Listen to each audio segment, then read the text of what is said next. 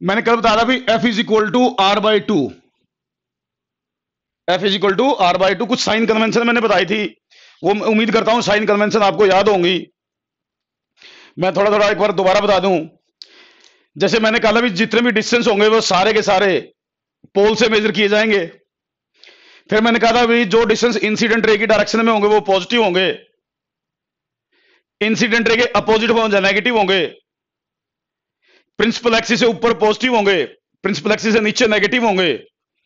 Concave mirror की focal length negative मानी जाएगी, कन्वेक्स मिरर की फोकल लेंथ पॉजिटिव मानी जाएगी। तो ये सब कुछ चीजें कल मैंने डिस्कस की थी।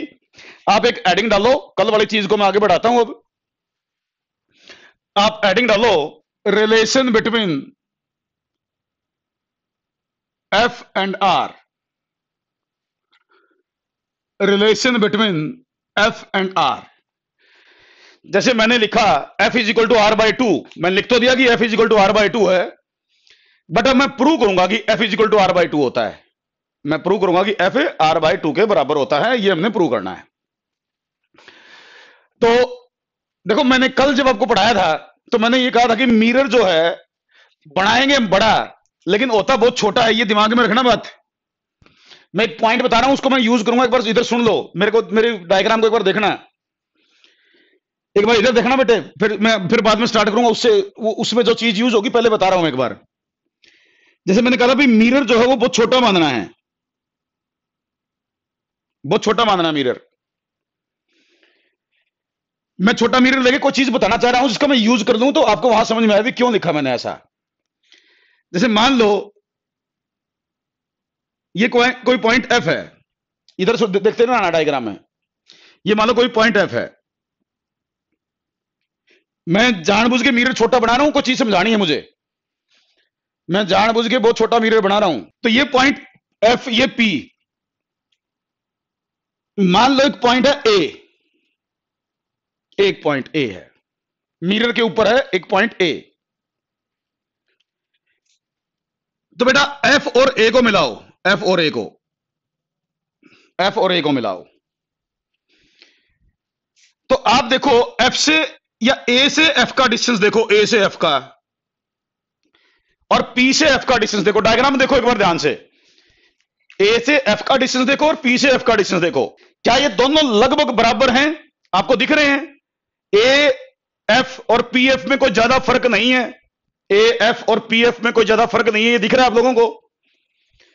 Because A point is very very close to P point, A point is very very close to P point, तो नियरली बिल्कुल इक्वल नहीं है, बिल्कुल इक्वल नहीं है, ध्यान रखना। लेकिन ए से एफ का डिस्टेंस और पी से एफ का डिस्टेंस लगभग बराबर तो है ना? बोलो बेटा, अगर आगे मैं इसको लिखूं ऐसा तो मान लेना कि ये जो डायग्राम है वहां तो बड़ी दिखेगी आपको डायग्राम। मैंने कल भी कहा था भी बढ़ाते तो बड़ा है लेकिन होता बहुत छोटा है मिरर। तो इस तरीके से मैं सोचना है अपने, जो मैं अगला पॉइंट यूज करूंगा डेरिवेशन में, तो उस टाइम ये दिमाग में रहे कि मैंने क्यों लिखा है, वो यहां से उसको समझाने के लिए मैंने लिखा ही है। ठीक है बेटा? तो आगे मैं इस चीज का यूज करूंगा, इसलिए मैंने पहले बता दिया आप लोगों को ताकि डेरिवेशन आपको समझ में आ जाए। ठीक, तो अब देखो बेटा, मैंने एफ और आर के बीच में रिलेशन लिखना है। पहले मैं डिराइव करूंगा for concave mirror, concave mirror के लिए बताऊंगा पहले मैं, उसके बाद मैं कन्वेक्स मिरर के लिए डेरिवेशन करूंगा। पहले कनकेव मिरर के लिए कर देता हूं। इसमें आपको एफ और आर के बीच में कनकेव मिरर के लिए रिलेशन लिखना है, तो पहले मैं कनकेव मिरर बनाऊंगा। मान लो ये कनकेव मिरर है, ये इसकी प्रिंसिपल एक्सिस है, पी इसका पोल है, ये प्रिंसिपल एक्सिस बना दी, पी पोल बना दिया। मैंने एफ और आर के बीच में रिलेशन डिस्कस करना, थोड़ा ध्यान से सुनना, डेरिवेशन थोड़ा ध्यान से सुनोगे तभी समझ में आएगी। इस दौरान कोई कुछ लिखना नहीं, क्वेश्चन वगैरह, मेरी बात को ध्यान से सुनना। नहीं समझ में आए तो वीडियो को दोबारा रिपीट करके सुनना। आप एक रे लो पैरेलल टू प्रिंसिपल एक्सिस, एक रे कंसीडर करो which is parallel to principal axis. आपको ये पता भी ये रे रिफ्लेक्शन के बाद फोकस से पास करेगी, ये फोकस हो गया। ये पॉइंट ए मान लेता हूं मैं, जहां ये रे टकराई थी, ये पॉइंट होगा ए, ये है सेंटर ऑफ कर्वेचर। मैंने आपको बताया नॉर्मल कैसे ड्रा करते हैं। नॉर्मल ड्रा करने के लिए मैंने कहा था कि गिवन पॉइंट को सेंटर ऑफ कर्वेचर से मिला दो। ये होगा नॉर्मल, जो सी और ए को मिलाने वाली लाइन है, ये नॉर्मल है। सी और ए को मिलाने वाली लाइन दिख रही होगी आप लोगों को, ये नॉर्मल है। डॉटेड बनाई है मैंने, हो सकता कम दिखाई दे, लेकिन डॉटेड है ये लाइन अलग से दिखाने के लिए। तो बेटा ये एंगल होगा एंगल ऑफ इंसिडेंस, ये एंगल ऑफ इंसिडेंस, ये होगा एंगल ऑफ रिफ्लेक्शन, ये एंगल ऑफ इंसिडेंस होगा, ये एंगल ऑफ रिफ्लेक्शन होगा। अब देखो ये आई एंगल है, तो ये एंगल भी आई होगा, अल्टरनेट एंगल है ये, और ये अल्टरनेट है, तो ये आई तो ये भी आई। मेरे ख्याल से इतनी डायग्राम आप सबको समझ में आ गई होगी, बेसिक डायग्राम है, और आप अच्छे बच्चे हैं तो इतना तो मैं उम्मीद करता हूं कि आपको समझ में आ गई है ये जो मैंने अभी तक बनाया है। मैं फिर कह रहा हूं मेरा काम है एफ और आर के बीच में रिलेशन डिराइव करना, एफ और आर के बीच में रिलेशन डिराइव करना। इसमें यह है एफ और यह है आर, मुझे इनके बीच में रिलेशन डिराइव करना है, उसके लिए मैं सारा काम कर रहा हूं यो।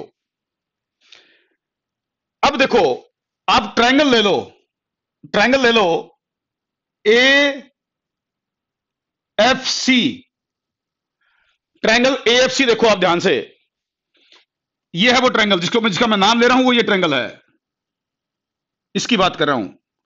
मैं थोड़ा डार्क बना रहा हूं इसको समझाने के लिए, मैं इस ट्रायंगल की बात कर रहा हूं जो मैंने डार्क करके दिखा दी।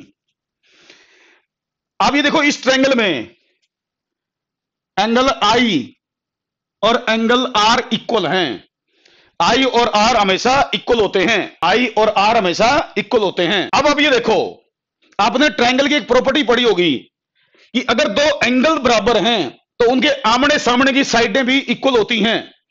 अगर दो एंगल इक्वल होते हैं तो उनके आमने सामने की साइड इक्वल होती है, पढ़ रखा है सबने ये ट्रायंगल की प्रॉपर्टी, मैं उम्मीद करता हूं सब बच्चों को पता है, जिसको नहीं पता वो देख याद रखना। अब अगर आई और आर बराबर हैं तो इनके आमने सामने की साइड भी बराबर होंगी, इतनी बात याद रखोगे बेटा। तो अगर ये एंगल बराबर है तो इसका मतलब ए एफ और एफ सी इक्वल होंगे, सबको याद है। तो अगर ये एंगल बराबर तो इनकी आमने सामने की साइडें भी इक्वल होंगी, तो मैं इस साइड के बराबर इस साइड को लिख सकता था, इसके इक्वल इस साइड को मैं लिख सकता था, वो मैंने लिख दिया A F is equal to F C. कोई डाउट मेरे ख्याल से नहीं रहने की। चलो जी, अब जो मैं पॉइंट यूज करूंगा उसका ध्यान रखना। अब अगला बेटा, थोड़ी देर पहले मैंने मिरर छोटा बना के दिखाया था, बनाया था छोटा सा मिरर, तो उसी तरीके से सोचना कि आपने मिरर बहुत छोटा है। अगर मिरर बहुत छोटा है तो बेटा आपने लिखना है ये पॉइंट, आपने नोट करो, आप लिखो if aperture of the mirror, point लिखो यो, इसके बाद लिखो, इसके बाद ये लिखो if aperture of the mirror is very very small, if aperture of the mirror is very very small, ये पॉइंट लिखो, then we can write A F just equal to P F, A F just equal to P F. अगर aperture बहुत small हो तो A F को लगभग P F के बराबर लिखा जा सकता है। मैंने ये बात शुरू में समझाई थी, इसीलिए समझाई थी वो मैंने, जो डिस्टेंस आप ए से लिख रहे हो लगभग उतना ही डिस्टेंस पी से होगा, तो ए एफ को पी एफ के बराबर लिख दो। मैंने इससे पहले जो डायग्राम बनाई थी वो इसलिए बनाई थी। मैं उम्मीद करता हूं ये समझ में आ गई आपको बात। अगर A F just equal to P F है, इसका मतलब P F equal to F C, इसका मतलब ये पी एफ देखो ए एफ इसके बराबर है और ए एफ इसके बराबर भी था, तो ये चीज और ये चीज इक्वल लिखी जा सकती हैं, ये दोनों चीजें इक्वल लिखी जा सकती हैं। क्लियर बात? तो मैं इस एफ सी की जगह इन दोनों को इक्वेट कर सकता हूं मैंने, क्योंकि ए एफ इसके बराबर तो ये चीज इसके बराबर लिखी जा सकती है। मैं उम्मीद करता हूं ये बात समझ में आई आपको। अब देखो बेटे, अब डायग्राम में देखो, ये बताओ मुझे, ये है पीसी, पीसी ये टोटल, पीसी ये टोटल, ये टोटल पीसी है। क्या मैं पीसी को P F plus F C लिख सकता था? इधर देखो दोबारा, ये टोटल पीसी, ये टोटल पीसी, क्या मैं इसको P F plus F C लिख सकता था? मेरे ख्याल से तो लिख सकता हूं। इसका और इसका सम पीसी होगा टोटल। बोलो बेटा ठीक लिखा मैंने? फिर बताओ एफ सी पी एफ के बराबर है, एफ सी किसके बराबर है? पी एफ के बराबर। तो मैं इस एफ सी की जगह पी एफ लिख दूं, इस एफ सी की जगह पी एफ, तो मैं लिख सकता था P C is equal to P F plus P F. मैंने उस एफसी की जगह पीसी लिख दिया, पीएफ लिख दिया, क्योंकि पीएफ एफसी के बराबर है। तो यहां से मैं लिख सकता था PC is equal to 2pf, PC is equal to 2pf। अभी बताओ PC is equal to 2pf आपने लिखा, लेकिन बेटा मुझे बताओ पीसी कितना है, व्हाट इज पीसी? पीसी की वैल्यू क्या है? मेरे हिसाब से तो पीसी की वैल्यू -r है। पीसी की वैल्यू कितनी है? -r। पीसी की वैल्यू -r क्यों है? क्योंकि नेगेटिव साइड में है। PC opposite to the incident ray है। इंसिडेंट रे इधर से आई है और पीसी इधर है, तो पीसी नेगेटिव माना जाएगा, तो इसलिए इसको लिखा मैंने -r। r नहीं बोलना आपने -r बोलना है, साइन कन्वेंशन लगानी है। तो पीसी -r है, PC is -r not r। आपने क्या बोलना है? -r क्यों है? क्योंकि opposite to the incident ray है डायरेक्ट डिस्टेंस। आपने पी से सी जाना है, तो पी से सी इंसिडेंट रे इधर है, आप इधर जा रहे हो, तो मैंने कहा था नेगेटिव लोगे, तो इसलिए नेगेटिव लिया बेटा। तो पीसी होगा -r। अब पीएफ तो बता दोगे? पीएफ तुम बताओ भाई, पीएफ क्या लिखूं? बोलो बोलो बोलो, पीएफ क्या लिखूं? What is the value of PF? PF होगा -f। पीएफ क्या होगा? -f। तो पीएफ को लिखोगे -f। ये -f क्यों? क्योंकि ये भी इंसिडेंट रे के अपोजिट है। इंसिडेंट रे इधर आई है, आपने इधर जाना है, क्योंकि स्टार्टिंग पॉइंट पी है आपका। स्टार्टिंग पॉइंट कौन सा है? पी। तो आप इंसिडेंट रे इधर है, आपने पी से एफ इधर जाना है, तो ये नेगेटिव साइड में गए, तो इसलिए -f बोलना है। अब इसकी जगह लिख दो -r, इसकी जगह लिख दोगे -r, इसकी जगह लिख दोगे -2f। माइनस से माइनस गया तो r is equal to 2f। इसका मतलब f is equal to r/2। f is equal to r/2। क्या बात है! तो ये आपका इस तरीके से समझ में आना चाहिए। मेरे ख्याल से तो क्लियर है चीजें। अब इसके लिखो फॉर कन्वेक्स मिरर, इसके बाद लिखो for convex mirror, for convex mirror. यही derivation relation between F and R ये कनकेव के लिए किया था। तो बेटा पहले कनकेव के लिए किया, अब कन्वेक्स के लिए कर लेते हैं। देखते हैं भाई कन्वेक्स के लिए क्या आएगा, डेरिवेशन क्या होगी। अब अगला क्वेश्चन देखो, कन्वेक्स मिरर बनाता हूं, दूसरा पेन चलाता हूं। ये तो चल गया भाई, थोड़ा सा कलरफुल सा बना दूं, बच्चे खुश हो जाएंगे। बच्चे भी खुश रखने जरूरी है भाई, छोटे छोटे बच्चे हैं ये कन्वेक्स मिरर बना दिया मैंने। तो अब ये सुनो, ये इसकी प्रिंसिपल एक्सिस होगी, इसकी प्रिंसिपल एक्सिस है। अब रे आई पैरेलल टू प्रिंसिपल एक्सिस, ये रे पैरेलल टू प्रिंसिपल एक्सिस। आपको पता है ये रिफ्लेक्ट हो गई यूं जाएगी, पीछे बढ़ाओगे तो फोकस पे मिलेगी। ये फोकस है, ये पोल है, यहां कहीं इसका सेंटर ऑफ कर्वेचर होगा, ये सेंटर ऑफ कर्वेचर है। अब आप नॉर्मल डालोगे, ये पॉइंट ए बोल देता हूं मैं, तो नॉर्मल के लिए ए पॉइंट को सेंटर से मिलाओगे, इसी से मिला दूं,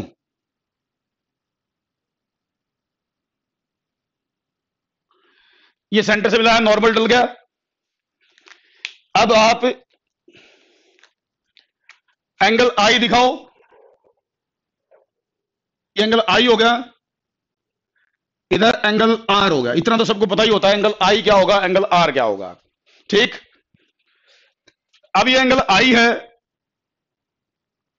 ये आर है, तो ये देखो अगर ये आर है तो इसके अपोजिट ये वाला भी आर होगा। दिख रहा होगा सब बच्चों को, वर्टिकली अपोजिट एंगल। ये एंगल आई है तो ये एंगल भी आई होगा, कोरस्पॉन्डिंग एंगल। अब मुझे प्रूव करना है कि F is equal to R/2। अब देखो ये अपना डायग्राम बढ़ाई, पर्पज क्या है, F और R के बीच में रिलेशन डिराइव करना। इसमें ये है F, यहां तक P से F, ये से P से C R है, ये F है और P से F C R है। क्लियर। अब देखो मैं फिर वही ट्रायंगल लूंगा, ट्रायंगल AFC, ट्रायंगल AFC। तो ट्रायंगल AFC में देखो आप एंगल I और एंगल R इक्वल, ये एंगल I ये एंगल R दोनों इक्वल, सबको पता है I और R इक्वल होते हैं। अब अगर एंगल्स बराबर हो तो आमने सामने की साइडें भी बराबर, एंगल बराबर हो तो आमने सामने की साइडें भी बराबर, तो इसका मतलब ये साइड और ये साइड इक्वल। अगर आप देखो डेरिवेशन एज इट इज वही है, आंसर भी वही आएगा, बट डायग्राम अलग बनी है, आपको दोनों डायग्राम बना के सोल्व करना आना चाहिए। तो A F just sorry A F equal to F C, A F equal to F C, क्या बात है, A F equal to F C. अगर A F equal to F C है, उसके बाद देखो, इसके बाद एक लाइन लिखो, इसके बाद लाइन लिखो डेरिवेशन में, आप लाइन लिखो, if aperture of the mirror is very very small, if aperture of the mirror is very very small, और बेटा अपर्चर स्मॉल होने का मतलब point A will be very very close to P, A और P एक दूसरे के बहुत ही नजदीक होंगे, ए और पी एक दूसरे के नजदीक होंगे, तो A F just equal to P F लिखा जा सकता है। ए एफ को आप लगभग पी एफ के बराबर लिख सकते हो, ठीक बोल रहा हूं मैं? हाँ बेटा, ए एफ को मैं पी एफ के बराबर लिख दूं, कोई प्रॉब्लम? मुझे नहीं लगता कोई प्रॉब्लम होनी चाहिए, पहले वाले में भी यही किया था मैंने, अब भी वही कर रहा हूं, रिपीट कर रहा हूं। डायग्राम अलग है, डेरिवेशन में कोई फर्क नहीं है। तो बेटा अगर ए एफ पी एफ के बराबर है, इसका मतलब P F equal to F C, P F किसके बराबर होगा? एफ सी के बराबर, P F just equal to F C, तो पी एफ और एफ सी बराबर। अब देखो बेटा, अगर पी एफ और एफ सी बराबर हैं, तो इसके बाद क्या लिख सकता था मैं? अब ये देखो यहां पीसी, पीसी किसके बराबर लिखूं? पीसी होगा P F plus F C, देखो यहां से यहां टोटल ये है पीसी, ये टोटल पीसी है, ये किसके बराबर लिखा जा सकता है? पी एफ और एफ सी के सम के बराबर। तो मैं लिख सकता था P C is equal to P F plus F C, P C is equal to P F plus F C, clear? और एफ सी की जगह क्या लिख दूं? एफ सी की जगह लिख दूं पी एफ, एफ सी की जगह पी एफ, तो P C is equal to P F plus P F, F C की जगह मैंने पी एफ रिप्लेस कर दिया, तो P C is equal to 2pf, PC is equal to 2pf। अगर पीसी 2pf है तो बेटा देखो ये pf है, pf देखो इंसिडेंट रे इधर, इंसिडेंट रे इधर, pf भी इधर, pc भी इधर, इंसिडेंट रे की डायरेक्शन में ही pf है, इंसिडेंट रे की डायरेक्शन में ही pc है, इसका मतलब pc plus r, pf plus F. ये दोनों पॉजिटिव क्यों लिखे मैंने? ये दोनों पॉजिटिव इसलिए लिखे क्योंकि दोनों इंसिडेंट रे की डायरेक्शन में थे, दोनों इंसिडेंट रे की डायरेक्शन में थे, इसलिए पॉजिटिव लिखे भाई। पीछे वाले में नेगेटिव लिखे थे क्योंकि वो इंसिडेंट रे के डायरेक्शन के अपोजिट थे। कल साइन कन्वेंशन बताई थी मैंने, उसका यूज कर लिया मैंने। तो PC plus R P F plus F change कर दो यहां, तो are is equal to 2f और बेटा F is equal to r/2। ये आ गया अपना जो आंसर चाहिए था, वो यही आपको प्रूव करना होता है, पेपर में आएगा तो इस तरीके से यहां तक प्रूव करना है। कर दोगे मेरे ख्याल से प्रूव, कोई ज्यादा डाउट नहीं है इसमें, कोई दिक्कत नहीं होनी चाहिए। तो सीधा सीधा डेरिवेशन है और पीसी और सॉरी आर और एफ का रिलेशन हम यहां से बता सकते हैं। तो focal length of the mirror r/2 के बराबर होगी। वेरी गुड, चलो मैं मान लूं ये आपको क्लियर है, आगे से क्वेश्चन में f is equal to r/2 लिख देंगे आप। ओके, समझ में आ गया, बच्चे बता रहे हैं समझ में आ गया sir, very good, crystal clear, क्या बात है। ओहो हो, चलो अब हम कुछ और डिस्कस करते हैं कनकेव और कन्वेक्स मिरर में, कनकेव और कन्वेक्स मिरर में। मैं उम्मीद करता हूं आपसे कि आपको यह पता होगा कि शुरू में जब मैंने बताया था कि एक रियल ऑब्जेक्ट होता है, एक वर्चुअल ऑब्जेक्ट होता है, एक रियल इमेज होती है, एक वर्चुअल इमेज होती है। Real image, virtual image, real object, virtual object, सब कुछ आपको याद होगा। नहीं ध्यान है तो सुन लेना, दोबारा पढ़ लेना वो। अच्छा, आ गया समझ में? चलो ये भी ध्यान होगा आपको कि मिरर की जो फोकल लेंथ है, मिरर की जो फोकल लेंथ है, that does not depend on the nature of medium mirror. अब आप लिखो, एक हेडिंग डालो, आप एक हेडिंग डालो, इमेज फॉर्मेशन इन कन्वेक्स मिरर। आप हेडिंग डाल लीजिए, लिखिए, कॉपी पेन उठाइए, लिखिए इमेज फॉर्मेशन इन कन्वेक्स मिरर। कन्वेक्स मिरर में इमेज कैसी बनेगी वो डिस्कस करनी है। तो मैं केस लूंगा, आप पहले लिखोगे फॉर रियल ऑब्जेक्ट ओनली, ये जरूर लिख लेना है। देखो बेटा एक पॉइंट याद रखो दिमाग में, अगर आपने कंसेप्चुअली फिजिक्स को पढ़ना है ना, कि कोई आपकी बात को गलत साबित ना कर पाए, कोई आपकी बात को गलत साबित ना कर पाए, तो कंसेप्चुअली चीजों को पढ़ना है और जो आपको बताया जाए, जिस कंडीशन में बताया जाए, उसके हिसाब से चीजें बोलनी हैं। तो मेरे हिसाब से ना, जब भी आपसे कोई रे ऑप्टिक्स में इमेज के बारे में पूछे ना, तो आपको इमेज के साथ साथ ऑब्जेक्ट के बारे में जरूर बताना चाहिए कि ये ऑब्जेक्ट था तो ये इमेज है, ये ऑब्जेक्ट था तो ये इमेज है। ऑब्जेक्ट के साथ आपको इमेज बतानी होती है। मैं थोड़ा सा और पॉइंट क्लियर कर दूं, अगर मैं बिल्कुल बेसिक लेवल पे पढ़ाता, आपको बिल्कुल बेसिक लेवल पे पढ़ाता, बस रट्टा मरवाना होता मुझे और क्वेश्चन को याद करवा के आपके मार्क्स दिलवाने होते, केवल मार्क्स रट्टा मरवाना होता, तो मैं रियल ऑब्जेक्ट वर्चुअल ऑब्जेक्ट की बात ही नहीं करता। मैं कहता भी हमेशा ऑब्जेक्ट तो रियल ही लेना है। लेकिन अगर मैं कंसेप्चुअली बताऊं तो ऑब्जेक्ट कभी रियल होगा, कभी वर्चुअल होगा। लेकिन बोर्ड लेवल पर जो चीजें आपसे पूछी जाती हैं क्लास के पेपर में या बोर्ड लेवल पर, सीबीएसई बोर्ड में 10th के पेपर में, वहां आपसे रियल ऑब्जेक्ट के बारे में पूछी जाती हैं।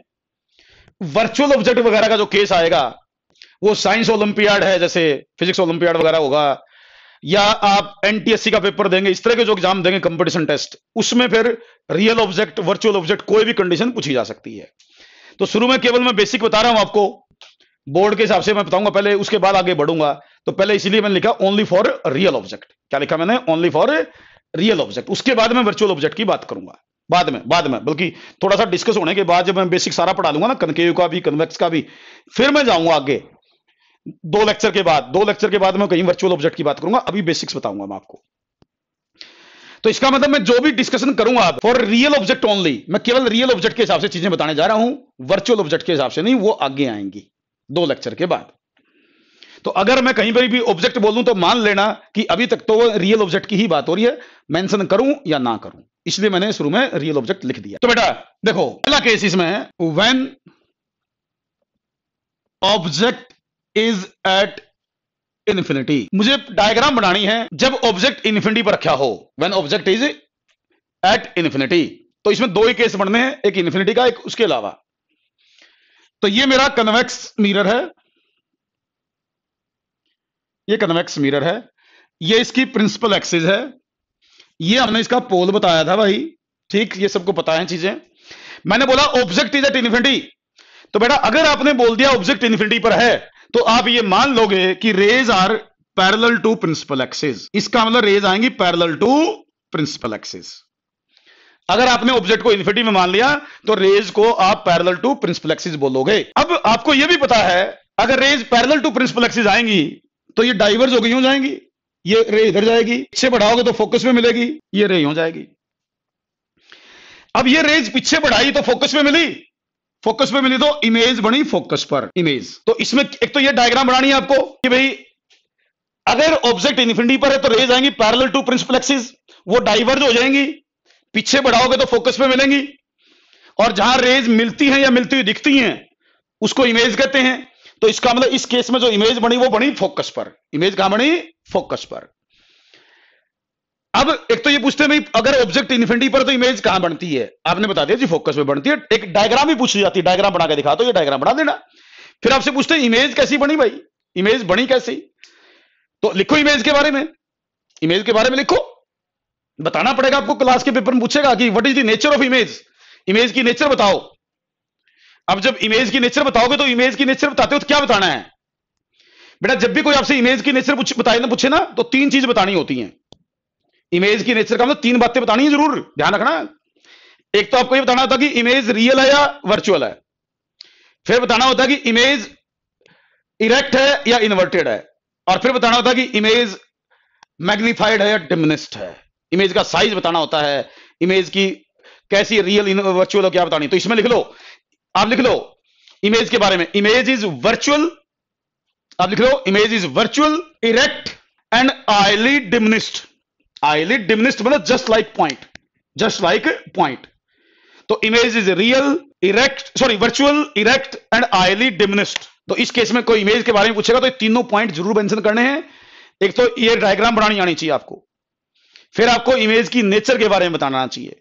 तो इमेज है virtual, erect and highly diminished, ठीक। ये पॉइंट्स आपको ध्यान रखने हैं। तो ये चीजें आपको बोर्ड के लिए बता रहा हूं, ये चीजें याद रखनी होती है। क्लास में एज इट इज क्वेश्चन आता है, आपको बोल देगा भाई एक मिरर बोल देगा, कोई भी मिरर दे देगा और ये बोलेगा ये मिरर है और इसकी ये कंडीशन है, इमेज बना के दिखा दो। तो आपने इमेज बना के दिखानी है। मैं उम्मीद करता हूं ये डायग्राम चीज आपको समझ में आई होगी।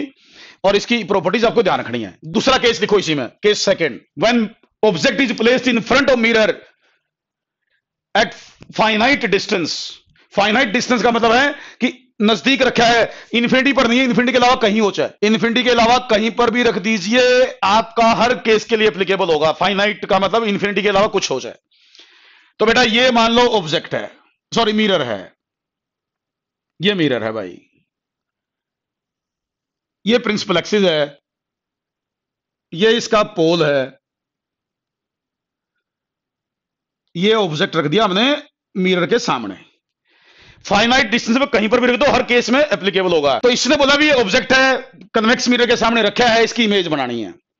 तो बेटा इमेज बनाने के लिए ना मिनिमम 2 रे चाहिए आपको, मिनिमम 2 रे। रे तो वैसे इनफाइनाइट होती, किसी भी ऑब्जेक्ट से इनफाइनाइट रे निकलती हैं, किसी भी ऑब्जेक्ट से इनफाइनाइट रे निकलती हैं, लेकिन हमें कोई भी ऑब्जेक्ट की इमेज बनानी तो कम से कम 2 रे चाहिए। 2 या 2 से ज्यादा कितनी भी रे ले सकते हो, आमतौर पर हम 2 रे लेते हैं, उनसे इमेज बना देते हैं। देखो एक रे ले लो पैरेलल टू प्रिंसिपल एक्सिस, एक रे ले लो पैरेलल टू प्रिंसिपल एक्सिस। आपको ये पता है ये रे डाइवर्ज होगी,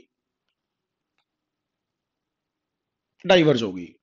जो रे डाइवर्ज होगी उसको पीछे बढ़ाओगे तो ये फोकस पे जाके मिलेगी, ये फोकस पे मिलेगी।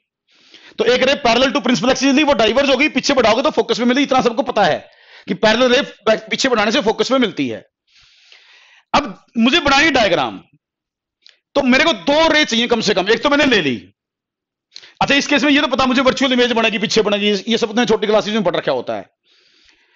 अब मैं एक रे लेता हूं जो सी की डायरेक्शन में हो, एक रे कौन सी लेता हूं जो सी की डायरेक्शन में हो, सेंटर कर्वेचर की डायरेक्शन में।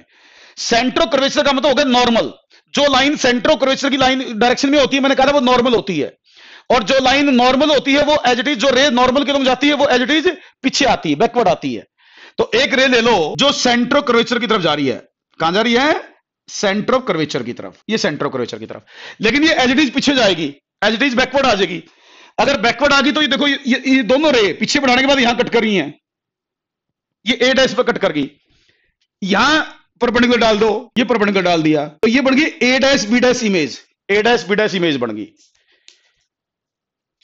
अच्छा छोटा दिख रहा क्या, डॉटेड बढ़ाया ना बेटे मैंने, जो 2 रे पीछे बढ़ाई वो डॉटेड बढ़ाई हैं। जो रे सी की डायरेक्शन में है ना, और सी वाली लाइन सी की तरफ है, वो एज इट इज पीछे वापस लेके जानी है, एज इट इज वापस पीछे लेके जानी है।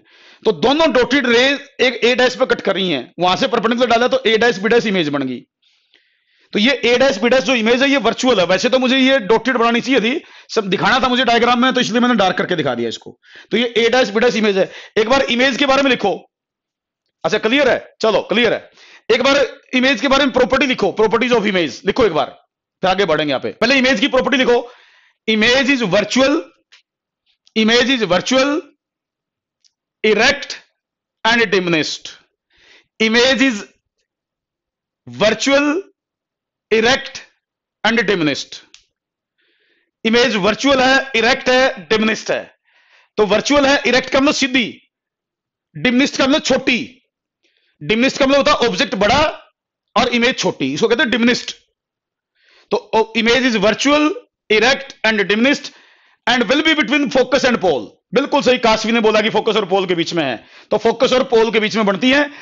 अगर कन्वेक्स मिरर की बात करो, जो कन्वेक्स मिरर के बारे में आपने याद रखना है, कन्वेक्स मिरर के बारे में जो आपने याद रखना आगे के लिए, वो ये है कि अगर रियल ऑब्जेक्ट हो, मैं दोबारा दोहरा रहा हूं, अगर रियल ऑब्जेक्ट हो, ऑब्जेक्ट बताना जरूरी है, ये पॉइंट याद करना। कन्वेक्स मिरर में if object is real then image is always virtual and erect. If object is real then image is always virtual and erect. ये देखो इसमें गलती क्या करते हैं बच्चे, मैं गलती जो है वो बताता हूं, सुनो ध्यान से सुनना, जो मैं मेन बाइट बता रहा हूं, जो आप ज्यादातर बच्चे जो आप यहां नहीं पढ़ रहा ना, जो बच्चा यहां नहीं पढ़ रहा वो गलती वो गलत करेगा, वो गलत करेगा, जो आपने नहीं करनी गलती वो सुनो मेरी बात को ध्यान से। अब आमतौर पर बच्चों से पूछो ना कि कन्वेक्स मिरर कैसी इमेज बनाता है, आमतौर पर कन्वेक्स मिरर के बारे में पूछा जाए कैसी इमेज बनाता है, तो बच्चे बता क्या कहते हैं कि कन्वेक्स मिरर हमेशा वर्चुअल और इरेक्ट इमेज बनाता है। कन्वेक्स मिरर कैसी इमेज बनाता है, वर्चुअल और इरेक्ट। गलत है, ये बात गलत है, आपने नहीं बोलना। अगर कोई आपसे बोले ना भी कन्वेक्स मिरर कैसी इमेज बनाता है, तो मैं कह रहा हूं आम बच्चा क्या बोलेगा, वर्चुअल और इरेक्ट, वो गलत है। आपने पता क्या बोलना है, आपने बोलना है if object is real then convex mirror will always form virtual and erect image. अगर ऑब्जेक्ट रियल है ना, केवल तभी वर्चुअल और इरेक्ट इमेज बनाता है। ये पॉइंट याद रखना मेरा, ऑब्जेक्ट रियल होगा तो होगी, अगर वर्चुअल ऑब्जेक्ट होगा ना तो कोई भी इमेज बन सके। अगर ऑब्जेक्ट वर्चुअल होगा तो मैं कह रहा हूं कन्वेक्स मिरर कैसी भी इमेज बना सकता है। जब मैं वर्चुअल ऑब्जेक्ट पढ़ाऊंगा आपको तो समझाऊंगा कि वर्चुअल ऑब्जेक्ट के कारण रियल इमेज भी बन सके है भाई। तो इसलिए ये मत कहना कभी भी कि कन्वेक्स मिरर हमेशा वर्चुअल और इरेक्ट इमेज बनाता है, ये मत कहना। क्या कहना है आपने, आपने ये कहना है कि अगर ऑब्जेक्ट रियल है, अगर ऑब्जेक्ट रियल है तो कन्वेक्स मिरर वर्चुअल और इरेक्ट इमेज बनाता है, आपने ये बोलना है। तब पता चलेगा कि आप V+U में पढ़ के आए हैं। तब आपको लगेगा, आप जब ये वर्ड यूज करोगे ना, सामने वाला सोचेगा ये क्या बोल गया बच्चा। हां, ध्यान रखना ये बात। अगर ऑब्जेक्ट मेंशन करोगे तो ही बात बनेगी, ऑब्जेक्ट मेंशन नहीं करा तो आपकी बात गलत साबित कर दूंगा फिर मैं। ठीक, तो ये बात पॉइंट याद रखना है आपने मेरा कि भाई जब भी आप इसकी मिरर की इमेज के, कन्वेक्स मिरर की इमेज के बारे में बताओ तो आप ये जरूर बताना कि कन्वेक्स मिरर वर्चुअल और इरेक्ट इमेज तभी बनाता है जब ऑब्जेक्ट रियल हो। अगर ऑब्जेक्ट वर्चुअल हो तो कुछ भी हो सकता है, समझ गए। तो मैं कह रहा हूं कॉमन मिस्टेक आमतौर पर स्कूलों में पढ़ा देते हैं ये कि वर्चुअल और इरेक्ट इमेज बनाओगा जी, और वो गलत है। NTSC में जाते ही फंस जाओगे तुम, वहां सोचोगे हमने ठीक कर दिया, गलत हो जाएगा। ये तो बात हुई कन्वेक्स मिरर में रियल ऑब्जेक्ट के लिए कब कैसी इमेज बनेगी। तो दो ही केस है भाई, अगर ऑब्जेक्ट इन्फिनिटी पर तो इमेज फोकस में बना दो, अगर ऑब्जेक्ट इन्फिनिटी के अलावा कहीं और सामने रख रखा है तो इमेज फोकस और पोल के बीच में बनेगी। इमेज कहां बनेगी, फोकस और पोल के बीच में। इन्फिनिटी के अलावा कहीं ऑब्जेक्ट होगा, इमेज वर्चुअल होगी, इरेक्ट होगी और डिमिनिश्ड होगी इफ ऑब्जेक्ट इज रियल। तो उसके हिसाब से है। कन्वेक्स मिरर मैंने कहा था भाई डाइवर्जिंग मिरर है। कन्वेक्स मिरर कैसा है, डाइवर्जिंग मिरर है। कन्वेक्स मिरर डाइवर्जिंग मिरर होता है। इसके बाद देखो image formation, image formation in concave mirror. अगला हेडिंग डालो, image formation in concave mirror. अगला heading image formation in concave mirror. और इसमें भी फॉर रियल ऑब्जेक्ट ओनली, हम केवल रियल ऑब्जेक्ट की बात कर रहे हैं। मैं पहले ही मेंशन कर रहा हूं कि जब भी आप इमेज के बारे में बताओ तो ऑब्जेक्ट के बारे में जरूर बताओ। अगर आप ऑब्जेक्ट के बारे में नहीं बताते हो तो अच्छे क्वेश्चन आप गलत करोगे, उनसे हमने बचना, अपनी गलतियों को सुधारना है। आम बच्चा गलती करेगा, आपने नहीं करनी है, तभी आप दूसरों से अलग कर पाओगे बेटा, आगे निकल पाओगे। तो रियल ऑब्जेक्ट के हिसाब से बात कर रहा हूं भाई, वर्चुअल ऑब्जेक्ट के केस अभी नहीं बता रहा मैं, वर्चुअल ऑब्जेक्ट के मैं आपको बताऊंगा तब हम डिस्कस करेंगे। पहला केस है when object is at infinity, when object is at infinity। Concave में भी पहला केस लेता हूं मैं, अगर ऑब्जेक्ट इन्फिनिटी पर है तो। ये सबको पता है, मेरे से पहले ही बच्चे बता देंगे इसका आंसर। 10th वाले तो इतनी चीज तो जानते ही हैं, ये सब मेरे बनाने से पहले ही बना देंगे ये तो। बेटा ये रेज आई पैरेलल टू प्रिंसिपल एक्सिस। अगर ऑब्जेक्ट इन्फिनिटी पर है तो रेज मानोगे पैरेलल टू प्रिंसिपल एक्सिस। ये पोल है, फोकस है भाई, फोकस पर इमेज बन गई, फोकस पर इमेज बन गई। और इमेज कैसी है भाई, इमेज बनी रियल इन्वर्टेड, लिखो रियल, रियल इन्वर्टेड और हाईली डिमिनिश्ड। रियल इन्वर्टेड और highly diminished, not just like point. Real inverted highly diminished just like point. बहुत छोटी बनेगी, रियल होगी, इन्वर्टेड होगी और जस्ट लाइक पॉइंट होगी। क्या बात है सर, इमेज फोकस पे बनेगी, बिल्कुल फोकस पे बना रखी बेटे मैंने, देखो देखो देखो देखो देखो देखो देखो देखो फोकस पे बना रखी है। ये तो कल मैंने फोकस की डेफिनेशन में बताया था ना, ये फोकस की डेफिनेशन में बताया था। अब ये अलग तरीके से क्वेश्चन पूछा जाएगा ना, आपसे डायग्राम पूछी जाएगी तो आपने इस तरह डायग्राम बना के दिखानी है। अब मैं डायग्राम डिस्कस कर रहा हूं, 5-6 डायग्राम बनेगी कनकेव की, इसमें कई केस बनते हैं। मैं उम्मीद करता हूं ये केस आपको समझ में आया होगा। दूसरा केस लेता हूं मैं, दूसरा केस लेता हूं, when object is between infinity and C. अगर ऑब्जेक्ट इन्फिनिटी और सी के बीच में है ऑब्जेक्ट है सर अगर हम पैरेलल लाइंस को टिल्ट हो वेरी गुड। काशवी ने क्या गजब का क्वेश्चन पूछा है, पहले वो बताऊंगा भाई। हाँ ये देख लो बेटा काशवी, बहुत अच्छा क्वेश्चन पूछा आपने, बहुत अच्छा क्वेश्चन पूछा है। यह है कनकेव मिरर, ये रेज आई पैरेलल,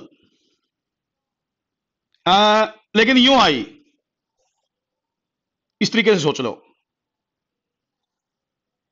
ये आई टिल्ट, बच्चे ने बोला टिल्ट रे आई, तो ये जैसे ये रे आएगी, ये कुछ यूं, ये कुछ यूं, तो ये रे यहां मिलेंगी, और इसको बोलेंगे जैसे ये फोकस है, फोकस था, तो इसको बोलेंगे फोकल प्लेन। क्या बोलेंगे इसे?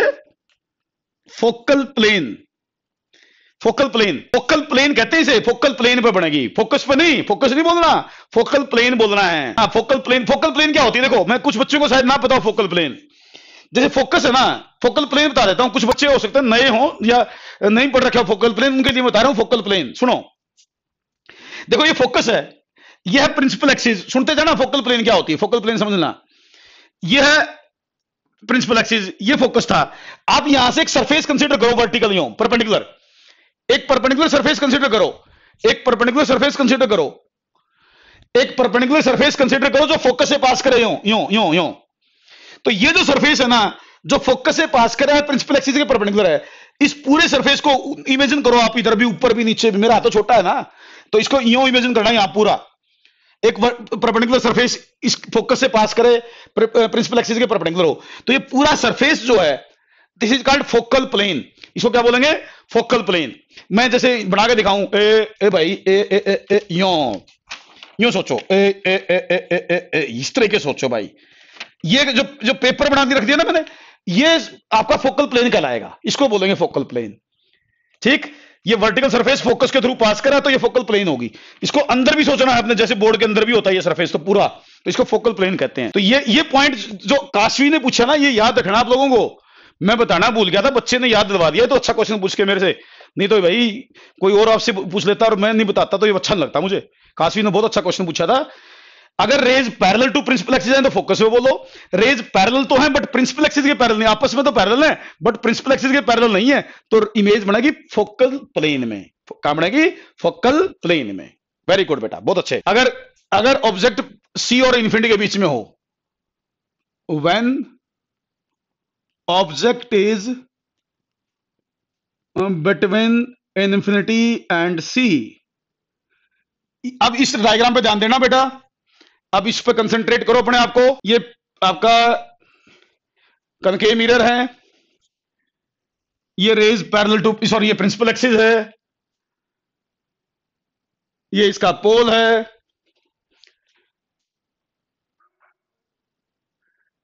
ये ऑब्जेक्ट है जो इन्फिनिटी और सी के बीच में है। वो डिपेंड करता है बेटा, फोकल प्लेन में बोलते हैं। तो ये एक रे ले लो पैरेलल टू प्रिंसिपल एक्सिस, एक ray parallel to principal axis ले लो। अब इस पर कंसंट्रेट करो जो मैं करवा रहा हूं, अब इस पर ध्यान दो। ये रे पास करगी फोकस से, ये रे पास करगी फोकस से। एक रे ले लो जो सी की डायरेक्शन में हो, ये यहां सी मान लो। सी की डायरेक्शन में जो रे आएगी वो हमेशा बैकवर्ड आएगी, सी की डायरेक्शन में जो रे आएगी वो हमेशा बैकवर्ड आएगी। कारण क्योंकि सी के थ्रू जो लाइन रे पास करेगी ना, इसका मतलब वो नॉर्मल के लॉन्ग होगी। सी के थ्रू रे पास करने का मतलब नॉर्मल के लॉन्ग पास करना, सी के थ्रू पास करने का मतलब नॉर्मल के लॉन्ग पास करना, और नॉर्मल के लॉन्ग है तो वो वापस जरूर आएगी। जो रे नॉर्मल के लॉन्ग जाती है वो नॉर्मल के लॉन्ग वापस आती है, तो ये रे नॉर्मल के लॉन्ग वापस आ गई। अभी देखो एक रे इधर से आई, एक रे इधर से आई, ये दोनों कट कर गई भाई, ध्यान से देखो, एक इधर से गई थी यूं आई थी, एक इधर से गई थी वापस आई थी, यहां कट कर गई, तो इसका मतलब ये होगा ए डैश, और यहां से परपेंडिकुलर डाल लो तो बेटा ये इमेज बन गई ए डैश बी डैश। कैसी इमेज बनी? ए डैश बी डैश। लिख लो इसके बारे में, प्रॉपर्टी ऑफ इमेज लिख लो, लिखो बेटा, आप लिखो image is real, image is real, inverted and diminished. क्या लिखोगे? Image real, inverted and diminished. Real है, इन्वर्टेड है, डिमिनिश्ड है, और बिटवीन सी एंड एफ है, बिटवीन सी एंड एफ है। आपको ना इमेज की पोजीशन जरूर याद रखनी कनकेव में। कनकेव के केस में जरूर याद रखनी कि इमेज कब कहां कैसी बनेगी, क्योंकि बेटा कई बार इमेज के बारे में इंफॉर्मेशन देके क्वेश्चन पूछ लेगा। तो इसलिए मैं ये सारी छोटी छोटी बातें बता रहा हूं। कई बच्चे सोचेंगे तो हमने सब पता है जी, हमने पढ़ रखी छोटी क्लासेस में। बेशक पढ़ रखी हो, बतानी जरूरी है, याद दिलवानी जरूरी है, क्योंकि अक्सर कई बार ना अच्छे क्वेश्चन जो होते हैं वो बेटा पूछे इस तरीके से जाते हैं कि बच्चा कंफ्यूज हो जाए। अगर वो कंसेप्ट क्लियर नहीं हो तो कंफ्यूज हो जाएगा। इसलिए कंसेप्ट क्लियर कराने के लिए मैं सारे डायग्राम बनाऊंगा अपने हाथ से। तो इमेज कैसी है? रियल, इन्वर्टेड और diminished, and between C and F, between C and F. तो ऑब्जेक्ट तो सी से अवे था, ऑब्जेक्ट सी से अवे था, इमेज सी और एफ के बीच में बनी, छोटी है, डिमिनिस्ड का मतलब छोटी है, ऑब्जेक्ट बड़ा है, इमेज छोटी है, ऑब्जेक्ट प्रिंसिपल एक्सिस से ऊपर है, इमेज नीचे है, तो इन्वर्टेड है। एक्चुअल में रे कट कर रही हैं तो रियल है, एक्चुअल में रे कट कर गई तो रियल है। तो इसका बोलेंगे रियल, इन्वर्टेड और diminished image, and between C and F. तो बेटा आज इतना ही हम करते हैं, इसके बाकी केसेस कल हम डिस्कस करेंगे। ठीक है, पहले मैं सारी इसके केसेस डिस्कस करूंगा, फिर हम इसके क्वेश्चंस के ऊपर जाएंगे।